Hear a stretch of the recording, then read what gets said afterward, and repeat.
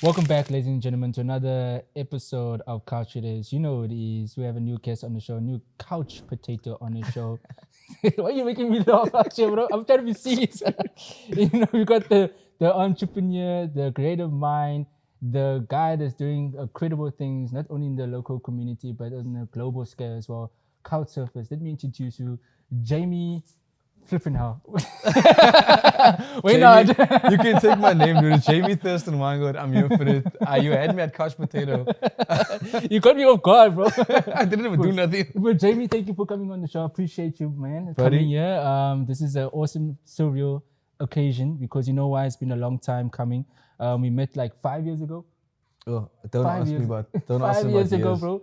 I still remember you had like a little afro going on there. Yeah, I just moved the effort to other places. That's part of growth. Part of growth. It's part of growth. It's part of getting old and getting wiser, getting Getting grays. getting grays. Yeah. Full of wisdom. When you get gray, you get wiser. I hope so. You wise in the industry. You're doing the things like I said. You're doing incredible work, bro. Couch surfers would like to know all about you. And what you achieved thus far. Give us a little background. Give the couch surfers that's watching out a little background of who you are, where you come from. Okay. The creative mindset behind Loop, the business that you're running. You kind of like oversold. I have to. Now I'm I gonna have to- speak and they'll be so disappointed. So I'm a dude from Cape Town, Montana boys. Hey, we- you want to turn out here? Now they're gonna come stalk us, bro. Yeah, we grew up in the same area, but we didn't know that until until we actually met. Yeah. We didn't play outside in the street together, unfortunately. Nah, But- I was indoors. I was not a street kid. Were you bro. indoors, boy? I was indoors. My mom used to tell me like, no, those guys are a bit too rough. She was talking about me. I'm a man of the streets. Whatever street you were on, it's paying your way through your business, Yeah, So yeah. I should also go be selling myself as well. Sell yourself, yeah. I believe body parts are worth a lot in black market. Depends on what body parts you're selling. Hey, whoa. I want to keep everything intact out here, but jokes aside, brother, thank you again for coming through. Bro, for the audience that's watching right now, I just want to give you the opportunity to just give us a little background of who you are, where you come from, and your insights between your creative aspects within Loop. No, sure go. thing. I would like you mentioned Loop as well.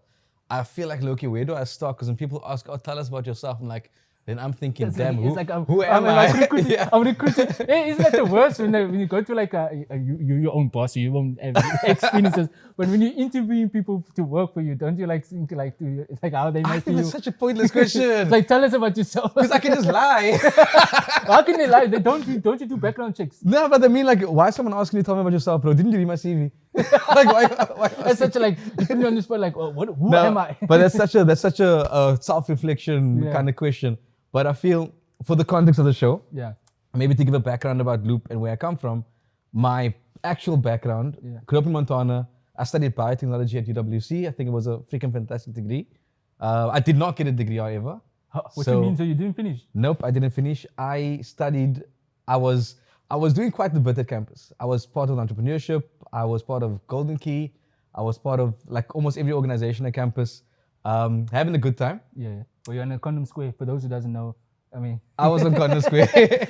for those who doesn't know, condom square is a place where people were smoking weed and just like bumping grass. Yeah, I'm not gonna say what I was doing there, but I was there. What are you doing there? Well, eating Gatsby's. we're Working hard chilling. enough to get to the level that you are right now, Now we're having a good time. Campus isn't just about studying. Campus is about building relationships, I feel. For sure. Like university is the place where you make the good friends, you find the good people to be with, and you engage, because that's people that's gonna be helping you with your career, helping you with your kids are gonna call them uncle and auntie, I feel. So that's where you make really good connections, not just UWs, but I studied further from there. So let me tell you the dropping out. I'm not your conventional dropout, I think. I was started to work while I was studying. I started my own business, and I was doing an honors project while I was still undergrad. I was class rep for biotech. I was working for a company called IMBM based at campus. And in my final year, I was doing an honors project. And while I was progressing through that, my business was also picking up. Then I told myself, hey, because I could see work and studies, it was fighting with each other. So I thought, I can always come back to my studies, man. Yeah, I didn't. It was a Because you got so it was a sucked lie. into the world Yeah. of being busy because there's no time. You Yeah. know, it's a dedication of yourself to handle business Mhm, and mhm. also have the time to focus on your studies. So there was no time. What to I do- realized, however, is that from the business side, if Yeah. I do go into things, I can just hire the people that study their stuff. For sure, I can just go hire the people Sure, that studied, that's how that finish their studies, and they can come work on the stuff. That's on how stuff they. on the I feel board. like getting a degree is a scam, bro. Because getting it's the like as you farming your next. Yeah. You're not farming, but you're recruiting people that work so hard just to work for another boss to elevate them. let them do it because Yeah. sometimes people need the validation on paper, Yeah. and then some people need to be able to do the work. But there is an issue, depends on which company you're going to work for, or whether you start the company yourself. Some people stupidly want papers, matric, degrees, when the work doesn't require that. But they want that for other reasons, Yeah, more just for to- legitimacy and whatever. Yeah. Where I feel personally, if you can do the job, sometimes even being able to do the job, you can do it better than someone with a degree. So would you hire someone that doesn't have a matric?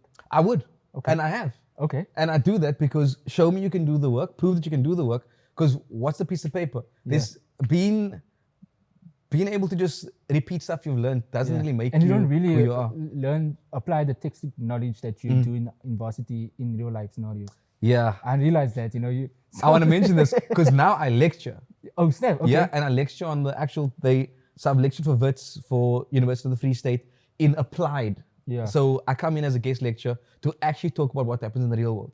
And the sad thing in academics is so strict regarding what they put in the curriculum that it takes like a year or two, or sometimes more, for the textbook to get made. Yeah. So but you can't speak about new things because it's 2 years ago.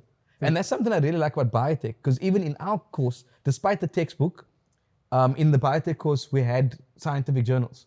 And every week, we would, like part of the course, each student will do a presentation. That was one of my subjects. Do a presentation on something from a scientific journal that's new. So you actually got to see cutting edge science. What I want to mention about studying, not that I'm saying don't study, drop out, those things, that when you study, and I've said this multiple times before, you learn how to think a certain way. Like I You've been studied programmed science, to think like religiously. and now I think like a scientist. Yeah. You study accounting, you think like an accountant. That's something I'm gonna really always take. You study, what do you study? Economics. And you think like an economist. Yes. And you can use that way of thinking to do whatever you want to do and apply that way of thinking. That's number one thing. I'll always encourage someone to go and study. I just finished my studies now in philanthropy to start thinking like a philanthropist. And that's also my next part of my journey. I'll get into that also, like why and where we're going, because I'm still touching base on answering your first question, who am I? And I'm getting deep. But started businesses, and then I was approached by Imtiaz Riley about 4 years ago with an idea where he wanted to make an app to pay digitally in a taxi. And he did that because his family's in taxis, and he saw how cash became like almost inconvenient. Yet it's true. The cash is inconvenient for the customer. If you go anytime to the train station, people are in lines at the ATMs drawing money to give to the taxi driver, who's then going to give that money to their boss, who then sits with that money to go deposit the money in the bank to pay off their things. Yeah. And that's like such a effort and a waste, besides the risk of carrying cash. Imtiaz came to me with a story of Loop, and I said, before we just start building an app for this place, we need to understand why people aren't using traditional banking in the first place. Because paying digitally isn't new, but it's just not being used in taxis. My thought was, taxis are trying to avoid tax. They want to work in cash.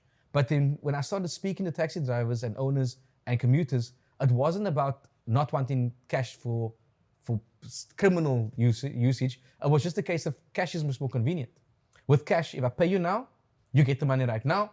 It doesn't seem like there's any bank charges attached. You can use the money right now. And that's what a taxi driver needs. They need to be able to put in fuel right now. They need to be able to pay their boss today. And they also need to take their money and buy food for their family today. A lot of taxi and people in the emerging market are living hand to mouth, where the cash I get now is the cash I spend now. Not that there's anything wrong with that, but you sometimes don't get to see how much you've earned. You also kind of excluded from the digital aspect of funding, where you can't go to a bank now and have access to funds. A bank's gonna ask you, where's your track record of money? Working in cash also means money just falls to your fingers quite fast. And we unpacked all these issues and then realized, so if we are gonna build in this space, what are we actually gonna do? And What problem are you solving? what problem are we solving? And what we realized, because I understood there's the higher arching problem of let's keep people safe, let's move away from cash, but we had to figure out why are people not using the existing systems. The problem was the traditional banking rails doesn't allow for instant cashless payments that the emerging market needs. That's why we built Loop.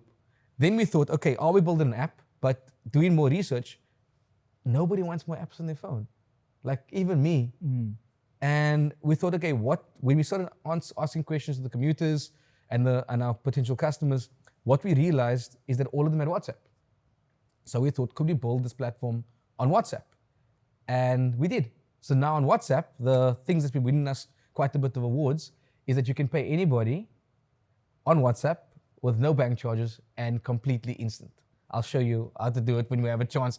But I feel like, I know you asked me who am I, but I think I'm so entrenched in the company that speaking about Loop is part of who I am. You are the It's company. a whole team, but I've been dedicating my life to this now for the past 3 years.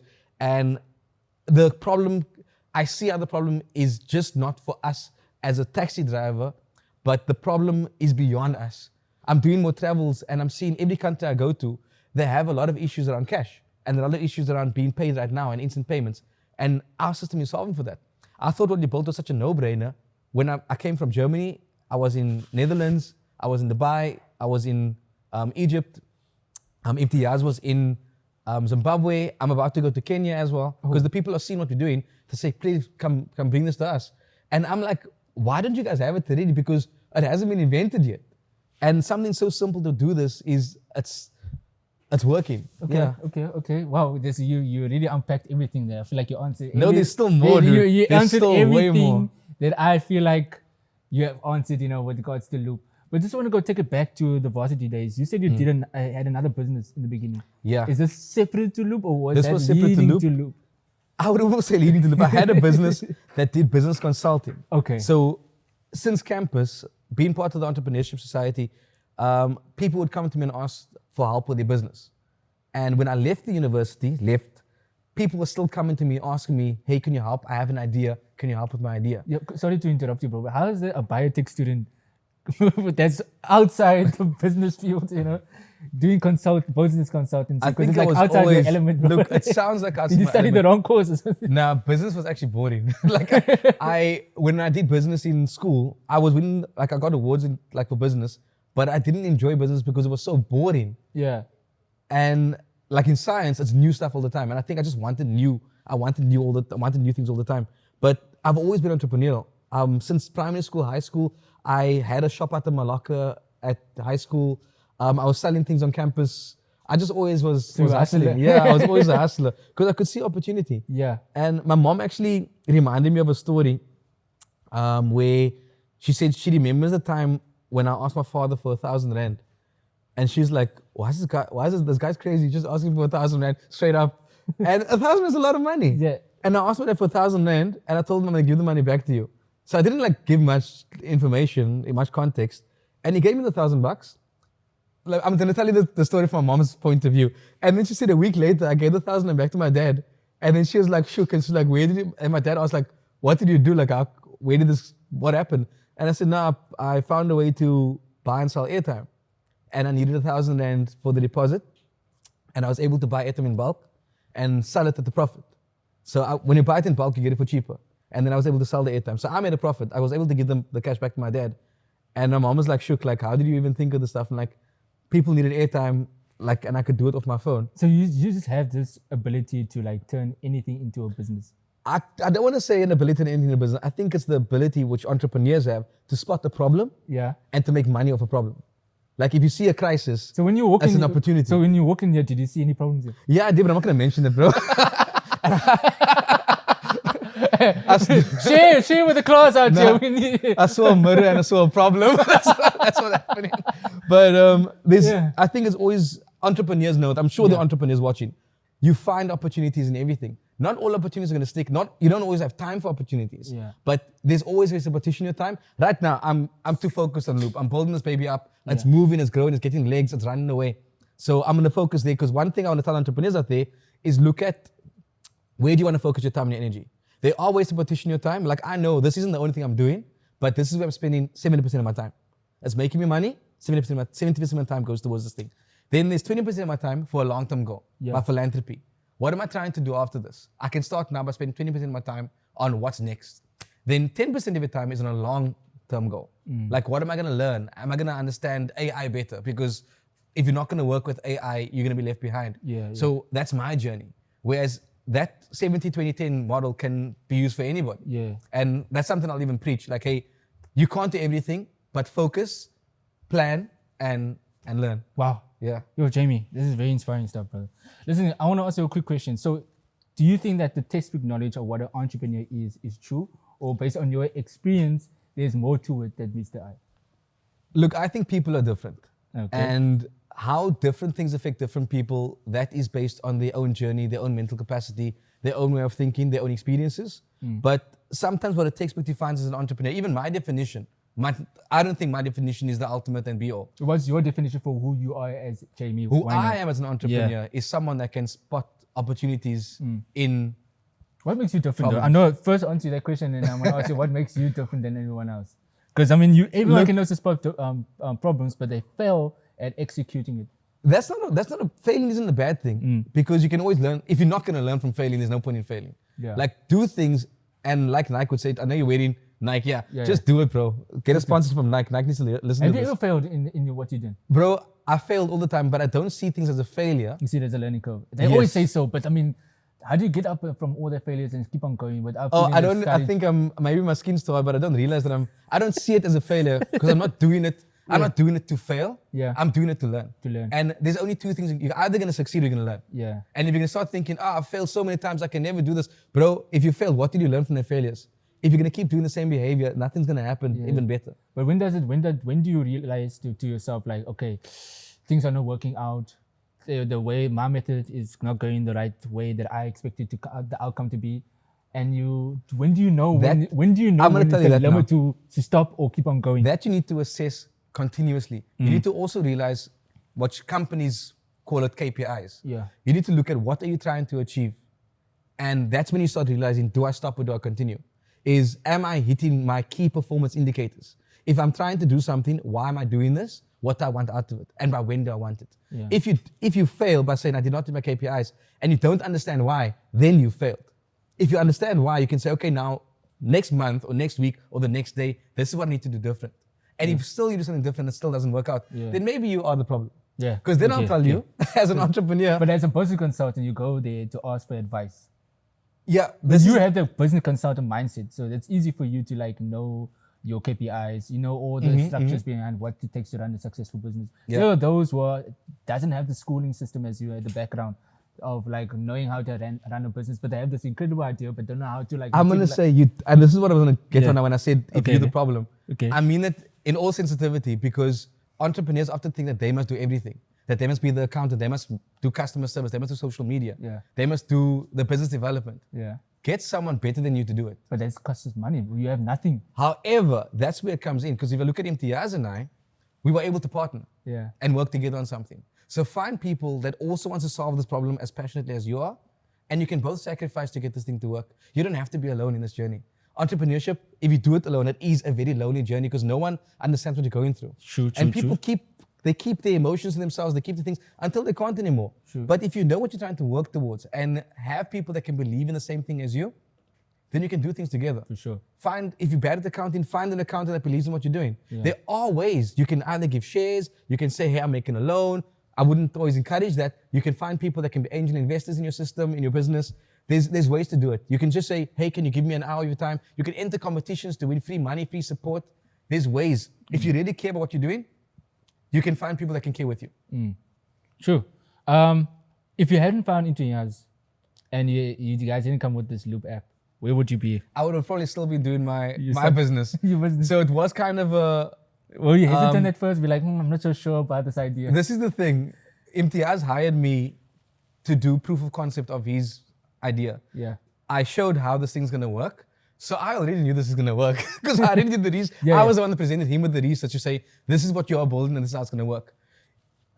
In his case, he came to me and he said, like all the stuff that I'm telling him to do, he might not be able to do it on his own. And then I thought, okay, look, I know it's going to work. I'm the one that's saying it's going to work because I did the research. Let's make it work. And let's start working together. Ah, okay, cool. So if Imtiaz didn't come on board, then I'm maybe going to take a step back. What I actually did, this was during COVID. In COVID period, there was people coming to me with ideas and people coming to me with money saying, where can I invest this money? So I started within my company a project where I match ideas with businesses, with investors. And Loop was one of the ideas I put in that platform as a prototype. It worked. We got people interested in wanting to invest. We got money for Loop. We got Loop entered into competitions. Loop won the competitions. Loop got basic investment and we took off. And I had to then pause that project because Loop was kind of doing too well. And if I didn't continue with Loop, I would have continued with that. And I think that's something I think a lot of entrepreneurs might need, is just getting that little initial boost in the beginning of validating that your idea is going to work, getting the right people to back you, and then scaling from there. So that's what happened with Loop's case in the very beginning as an idea. And now people are coming and telling me how they remember we spoke to them as an idea. Some people didn't believe in us. And something that's interesting, I'm telling Tiaz also, is there's people that say, oh, that's never going to work. Then we get them at an event like, we get them now at events. And they say, oh, I always believed in you guys. They switch out. Yeah. And then they're telling their friends, oh, I remember these guys who were telling us about this idea. And I said, yes, it's going to be amazing. Yeah, the people switch up on you when you make it. It just shows how people just don't believe in you in the beginning, trying to discourage you. That alone can just chase people away. What I'm going to say, sometimes people don't believe in you, not because they don't believe in you, but they don't believe in themselves. Yeah. So when people say you can't do something, even when they tell me I can't do something, I know they're not saying that I can't. They don't know me. They are saying that they can't do it. That's why they don't believe you can do it. Oh. So they can only go as far as their mind allows them. There's a lot of things that I've done. Literally, we were told what we're doing in payments cannot be done.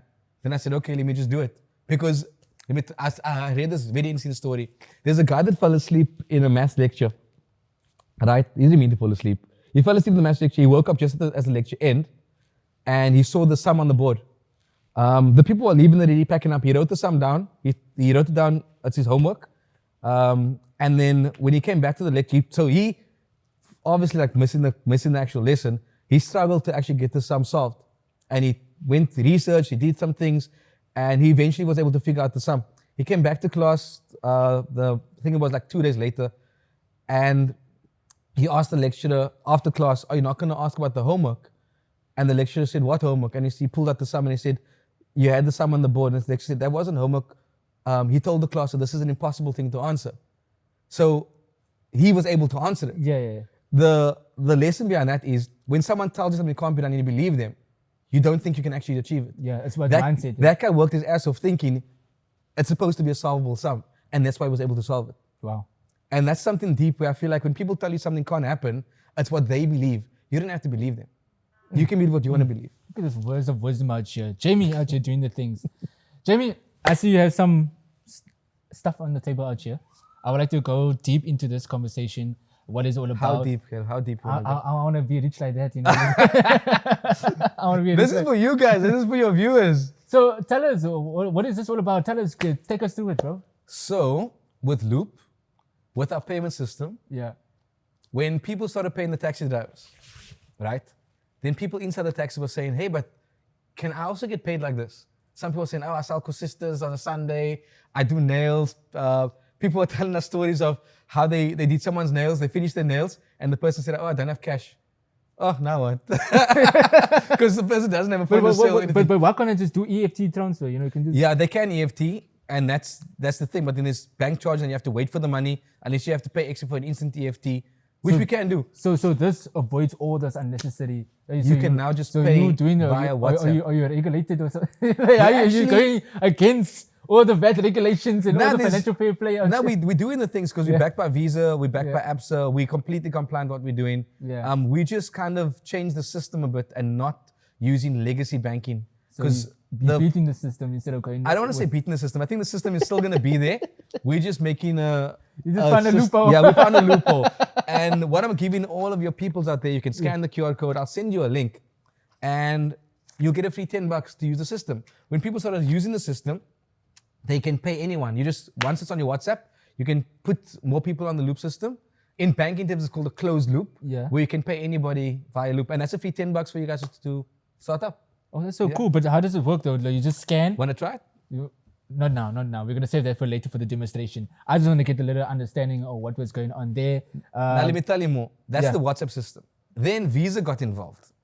Visa then said, hey, you're working in the emerging market where Visa struggles to get into. Yeah. Because people in the emerging market, we come from that. Yeah.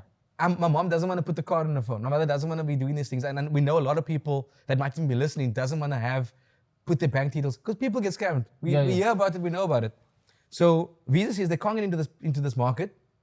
Also, one big thing, and what we've also realized, when people get paid, some people in the emerging market withdraw all that cash.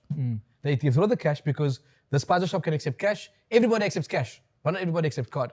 And sometimes you go into the spaza shop on the corner and they want to charge you extra. So wait, do you give this cash to the spider shop? Not the physical money, man. This is a That's flyer. what I'm thinking. You do it via WhatsApp. That's what I'm thinking. Like, yo, am I gonna exchange 10 rand for this 10 rand? You don't have to physically exchange it. It will be on your phone. Is that the goal though? Yeah, Is that the goal? Is that you want to place what our money, the currency with this? The goal is actually to make payments easier for everybody. Okay. Because one thing that's holding people back with starting a business is being able to. You have to sometimes reject customers because you only accept cash. Yeah. So if you just have a normal cell phone, we built a system with Visa where you can tap a bank card against a phone and receive payments.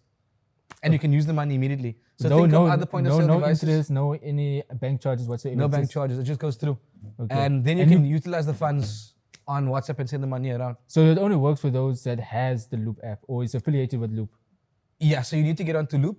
Yeah. Like you get onto Loop, it's super simple. You scan the QR code and you're on Loop. Or somebody can share a link. Somebody can be you that shares somebody a link and they gives them a fee $10 and they can start using the system. And that's how you can just start your business immediately. So Loop is not only just focused on transportation. It's focusing on where you at now, guys. Like I'm confused. We started with transport. Yeah. Right. To a point where because taxis were able to accept digital payments, even corporates are able to use our taxi services now. We won Best Mobility Analytics Company in Africa for the software we built for companies to use the existing taxi network.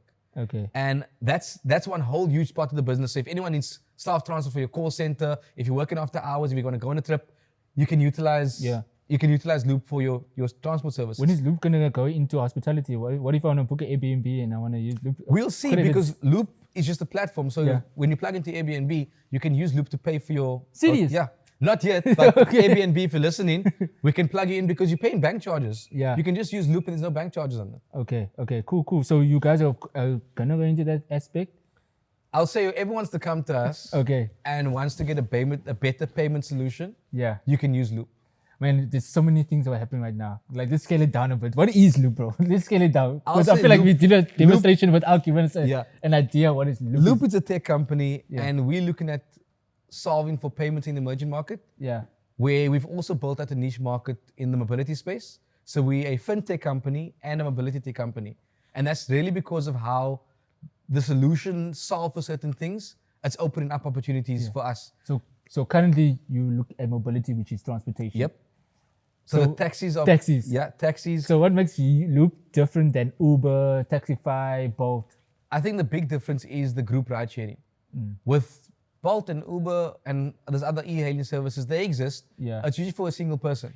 Whereas with Loop, it's groups of people traveling together. If you're gonna take three or other e-hailing services, it's gonna cost you quite a bit. And you don't always spoil the vibe. I don't know if you've done it before as a group of people. Let's take separate rides. It's like jumps the vibe, like who's driving with who. Whereas with Loop, if you need to go to a long trip, you can take a whole taxi for yourself. A Quantum. Before people had to know someone to get a Quantum. Now with Loop, you can pop into our website and say, I need a Quantum to go from here to there. The question, how did you convince these Quantum drivers to get onto the Loop as opposed to being on Uber? Because there's also Uber van now. Yeah. Look, I'm not going to tell people you can't go wherever you want to go. If you want to be on Uber, you want to be on other things, you can go. What enticed them? Like, what made them What happened with us, first of all, Imtiaz is entrenched in the taxi industry. So they knew him and his family. He's got a good reputation in the industry. The taxi mafia? They created, I would say, we call them taxi entrepreneurs. Taxi entrepreneurs. What you involved your brother? But that was one thing of having a good reputation. The other thing was, where I came in, it was understanding what do taxi bosses want? What do taxi entrepreneurs want? What drivers want? And what they all want is more money. More money, avoid taxes. Taxes. No. The thing of avoiding tax we've also addressed. And when you're on the Loop system, you need to have a charter permit. You can't get a charter permit without issuing a tax certificate. Okay. So all our taxis on Loop are all compliant. Yeah. The thing with drivers and owners, taxis are driving during the day, they must scuttle for, they have to scuttle for trips. Whereas with Loop, they get told between this and this time, here your trips are booked. Yeah. Where even like the other e-hailing services, you have to scuttle. You know, if you're e-hailing driver, you know you have to wait for a trip. With Loop, we have the trips pre-booked for you. You just say I'm available between this and this time slot, and you'll get a notification via WhatsApp to say you are booked for these trips. This is the pickup address and those things.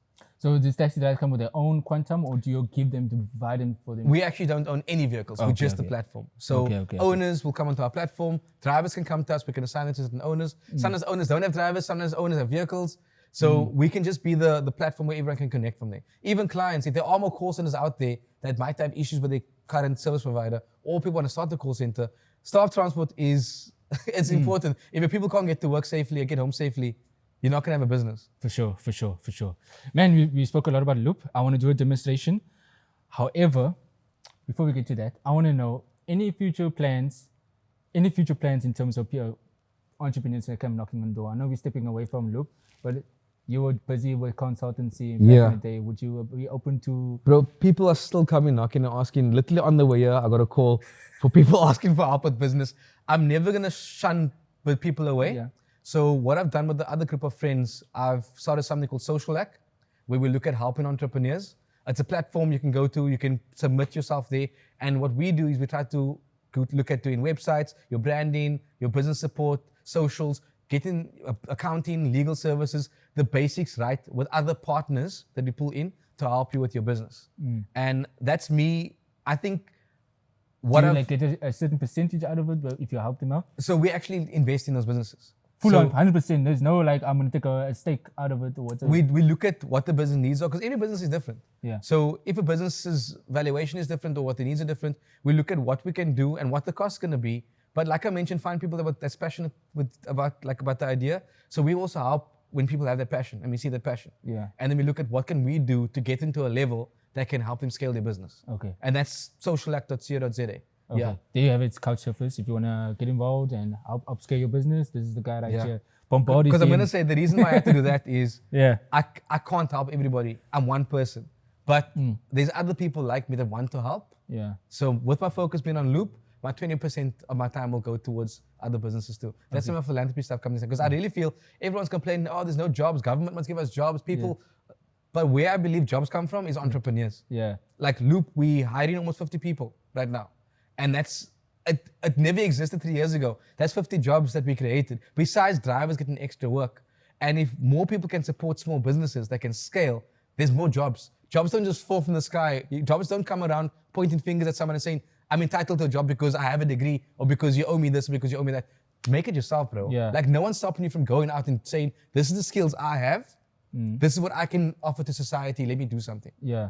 Have you, Flip, you're out of time, but I just want to one more question. Have you been involved with the red tape Western Cape government? I've heard about them. Yeah. I haven't done anything in the red tape. You got a big smile on your face.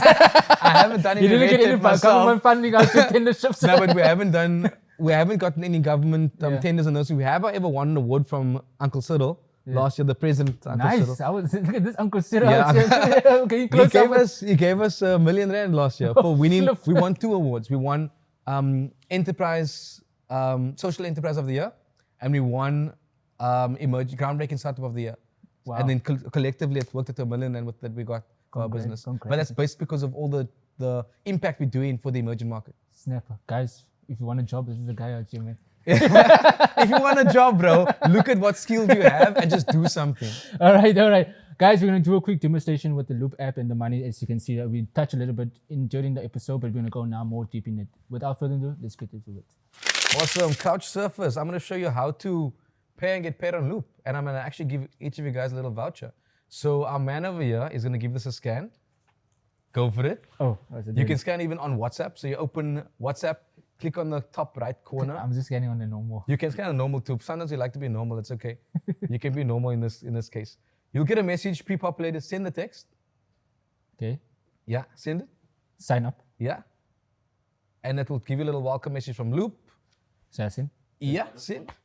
And now that you're on Loop, anybody can send and receive money to you via Loop.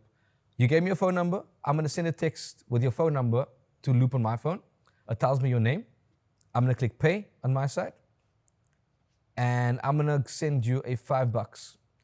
I'm going to push confirm on my phone. And then your phone will buzz in your hand to say you've received the money. I just click confirm. You should have just received the cash. Yeah, got it. Yeah. Got 5. I got 5 rand. It's that instant. Dude, I could have been back in Dubai. You could have been in Italy. So and you instant. can send money to each other.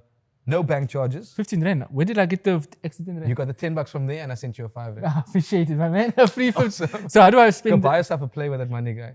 Hey, Couch Surfers. I'm Jamie Thurston Wyngaard, and I'm going to give you guys some Oprah moment over here. This is Loop. And if you are an entrepreneur, if you are a public transport commuter, if you are a spaza shop, if you have any ideas of making money for yourself or already, we made Loop so you can get paid and pay via text, via WhatsApp. You don't need to carry cash.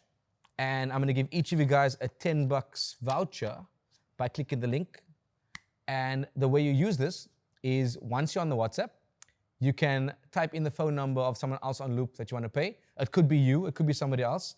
And wherever you see the Loop logo, either on a taxi, on a shop, right now we mostly in Cape Town, so on a few taxi routes, you'll be able to pay in the taxi or pay that shop via text, via WhatsApp.